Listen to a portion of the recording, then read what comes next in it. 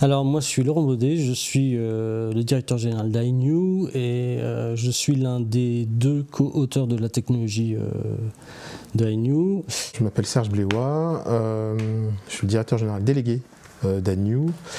Inew est une start-up en intelligence artificielle Qui a pour objectif de modéliser des systèmes, quels que soient les systèmes, aussi bien des gens que des galaxies, des microbes, des romans, peu importe, tous les systèmes, et de prévoir les relations entre ces systèmes et mesurer leur compatibilité. Et nous, ce qu'on propose, c'est de diminuer le risque relationnel, c'est-à-dire d'optimiser la relation entre systèmes, c'est-à-dire que ça se passe mieux. Si on prend les humains comme système, on peut faire du recrutement, je peux faire la personne face à l'entreprise, ça me fait deux systèmes, je peux regarder entre deux personnes comment ça se passe, donc ça peut être du dating, ça peut être de l'amitié, ça peut être, peu importe, on peut vraiment toucher un nombre de marchés inouïs, puisque dès lors qu'on a des relations entre deux systèmes, quels que soient ces systèmes, ça concerne directement notre technologie en fait. L'intelligence artificielle qui arrive, ça bouleverse un peu les gens, et les gens ont une appréhension par rapport à cet objet. Ils ont notamment peur d'une perte de liberté, etc. On leur a présenté dans un premier temps l'IA, juste qu'est-ce que c'est qu'une IA, pour essayer de rassurer un peu les gens, qu'ils comprennent un petit peu que ça n'est qu'un outil et que c'est pas forcément tout noir.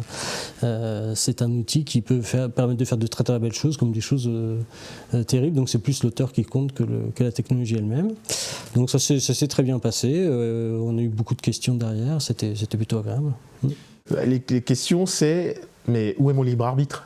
Vous êtes sur le prévisionnel relationnel, mais alors, c'est-à-dire que vous voulez m'enfermer potentiellement dans une case, où est ma liberté, où je me trouve en tant qu'humain, et nous ce qu'on dit c'est que vous êtes totalement libres, c'est un outil. On a un très grand besoin de voir les réactions que notre projet il a sur les gens, comment il est accueilli, est-ce qu'on l'explique suffisamment bien, est-ce qu'on trouve des moyens de rassurer les gens, parce qu'il y a énormément d'inquiétudes autour de l'intelligence artificielle. Et puis ça permet bien évidemment aussi d'avoir des contacts avec des entreprises, avec des étudiants, parce que c'est aussi par la suite qu'on va devoir étoffer le recrutement chez nous. Enfin voilà, il y a plein d'objectifs. L'idée c'est vraiment les contacts et de multiplier les contacts et d'entretenir tout ça. C'est très important de participer à ça parce que c'est l'emploi en région.